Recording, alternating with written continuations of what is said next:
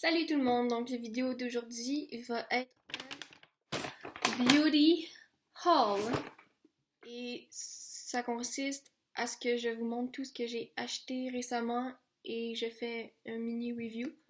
Donc je vais commencer avec tout ce que j'ai acheté chez Sephora. Mon premier item dans la boîte, c'est une eyeshadow palette qui vient avec deux tutoriels.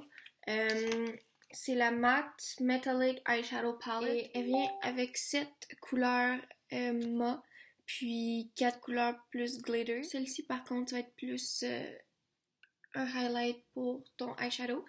La seule chose que j'ai à reprocher de cette palette-là, c'est que les couleurs sont soit trop pigmentées ou ne le sont pas du tout. Soit tu en mets trop, puis ça fait juste déborder, puis c'est pas beau, ou bien que la couleur désirée ne paraît pas. Le prochain article, c'est un Beauty Blender qui vient avec le savon pour le laver.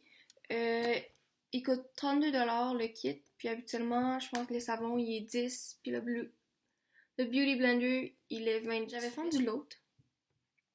Puis dans le fond, ça m'a appris que tu n'utilises pas un Beauty Blender si ton fond de teint est trop liquide.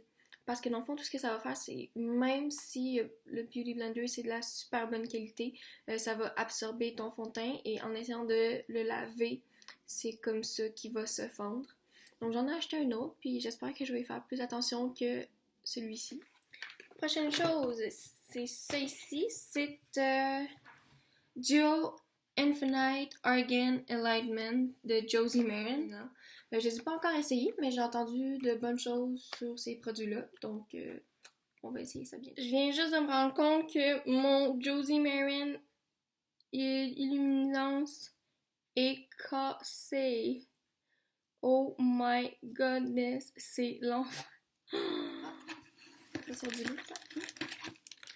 Dans le fond, ça c'est un bébé beauty blender, les mini.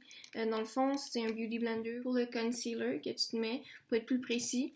Je sais pas pourquoi j'ai acheté ça, parce que dans le fond, la pointe du beauty blender, ça fait l'affaire. Je me suis acheté un pinceau crease brush. On en a toujours besoin. Prochain produit, ça s'appelle Sephora I Love Cushion Glossy Eyeliner. C'est un pot qui contient le eyeliner qui vient avec un pinceau. J'ai déjà essayé la brosse puis elle va super bien pour faire une ligne parfaite. Sauf que le eyeliner, c'est vraiment du gros n'importe quoi. Quand tu l'appliques dans le fond pour faire ta ligne, tu vas venir en remettre pour mieux définir ta ligne. Puis dans le fond, tout ce que ça va faire, c'est arracher ce que tu avais mis avant. Puis quand tu l'enlèves, c'est comme si c'était un mini masque noir dans le fond. Et une autre chose de chez Sephora, c'est le Veil Primer de Hourglass. J'ai reçu un sample avec un ancien paquet qui date de cet été, je crois. Oh mon dieu! Je l'ai tellement aimé là! Vous comprenez pas, comme mon primer de chez Sephora, lui, tout ce qu'il faisait, c'est rendre ma peau mat et remplissait mes pores pour pas qu'ils s'infectent, si je peux dire. Mais ça, là, oh, ça fait toute la job et en plus, ça hydrate ta peau. Puis j'ai l'impression que mon maquillage a tenu beaucoup plus longtemps qu'avec mon Sephora Primer. Ça, c'est la prochaine chose, c'est Bossia, les masques. Dans le fond, j'ai un masque séborégulateur au thé vert, 2 masques noirs teint lumineux et un masque blanc radieux au saké. J'ai juste essayé le masque noir parce que j'espérais que ce soit le fameux masque qu'on voit sur les réseaux sociaux qui enlève tous les points noirs et celui-là malheureusement ne fait pas cette job-là. J'avais plus l'impression que ça absorbait mes points noirs, puis le lendemain je me suis réveillée avec plein de boutons et tout ça, puis même si ma peau après avoir mis ce masque-là était super douce, je pense pas que ça vaut la peine de payer autant pour un masque qui fait ça. Prochaine chose, c'est le Cover FX Duo pour radieuse. Dans le fond, ce package-là, il vient avec un face primer base illuminatrice. Mais je crois que je vais utiliser ça seulement pour mes yeux. Ça vient aussi avec des gouttes infusion sur mesure, radiance, éclat. C'est comme une petite huile dans le fond. J'ai acheté il y a quelques semaines un fond de teint de CoverFX, puis je trouvais qu'il était un peu trop dur dans le sens, c'était difficile de travailler avec un beauty blender et un pinceau à fond de teint. Donc, ce que je compte faire avec ça, c'est appliquer du fond de teint sur ma main, puis mettre une goutte de ça, puis le mélanger afin qu'il soit plus facile de travailler avec. La chose que j'ai acheté de chez Sephora, c'est The Explorers Club de Origins. Donc, ça vient avec un gommage, un sérum, un masque, puis un masque de nuit. J'avais déjà de Origins le produit nettoyant et je l'ai vraiment adoré. Finalement, on arrive dans mon haul de un peu n'importe quoi. C'est venu dans genre 1001 boîtes. C'est venu dans 1001 boîtes, fait que j'ai juste tout garoché ça dans mon sac MAC. Donc, premièrement, je sors ici mon highlighter de Colourpop dans la shade Stole the Snow. Les highlighters de Colourpop sont vraiment différents des autres, je trouve, puisque c'est de la façon que c'est fait. Je sais pas si vous pouvez comme juste le voir à l'œil. What? Il y a quelque chose en dessous de mon ongle. Je sais pas si vous voulez le voir, mais c'est comme un peu une texture spongieuse. Puis c'est pas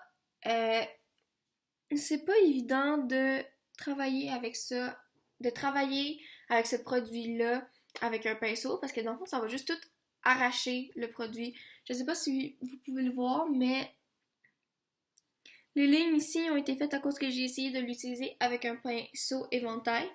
Donc, le meilleur moyen, je trouve, d'appliquer le highlight de Colourpop, c'est avec une éponge. Comme... Oh! Mon bébé Beauty Blender! J'ai trouvé une utilité.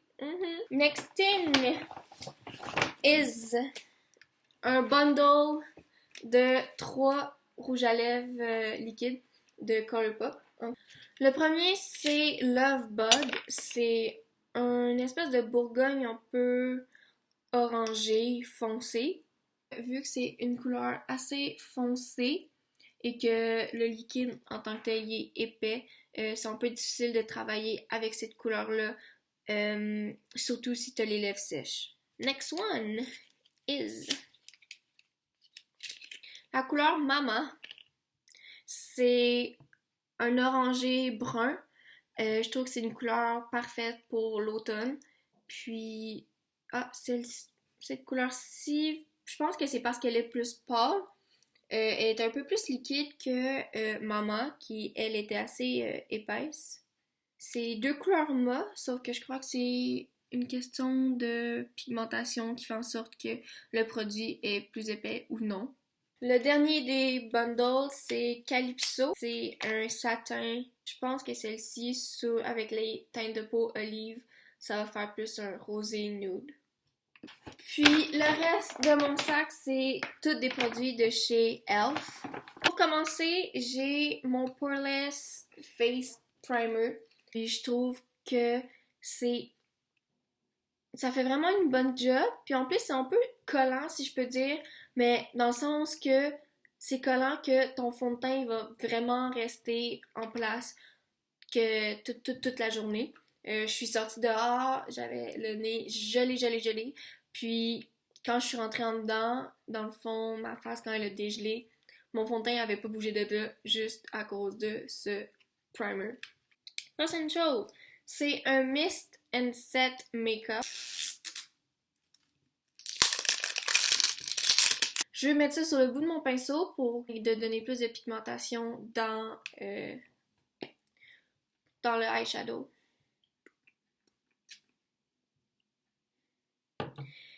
Il se plage bizarrement, comme, je sais pas si... Non, vous voyez rien, mais c'est pas comme une brume, il y a des spots où est-ce que tu vois clairement qu'il y en a plus.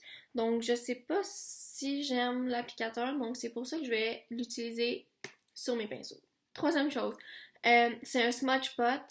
de la couleur Back to Basic.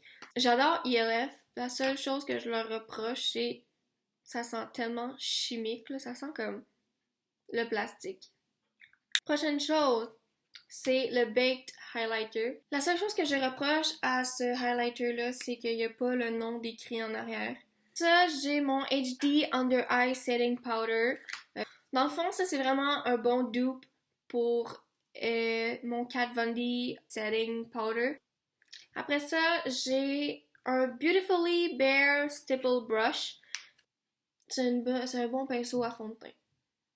Le prochain pinceau, c'est The Small Tapered Brush. Celui-là, je l'ai acheté pour mettre du highlight parce que quand les highlights qui sont beaucoup trop petits, ce genre de brosse-là, ça rentre parfaitement. Puis tu as beaucoup plus de précision de où est-ce que tu veux ton highlight que les brosses en éventail. En plus, tu peux utiliser ce pinceau-là pour venir mettre ton setting powder. Prochaine chose, c'est un blurring blush. Selfie Ready Foundation Blurring Brush.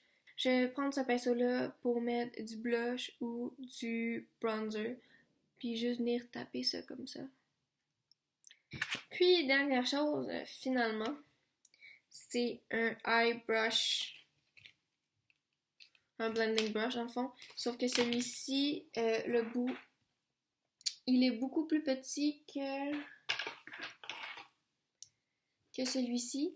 Dans le fond, lui, il va vraiment blender tout ton œil. Tandis que ça, c'est si jamais tu veux blender une ligne plus précise que tu t'es faite, exemple dans ton crease, ou si tu veux blender en dessous de ton œil, un eyeshadow. Donc, c'est ce qui conclut mon beauty haul. J'espère que vous avez apprécié.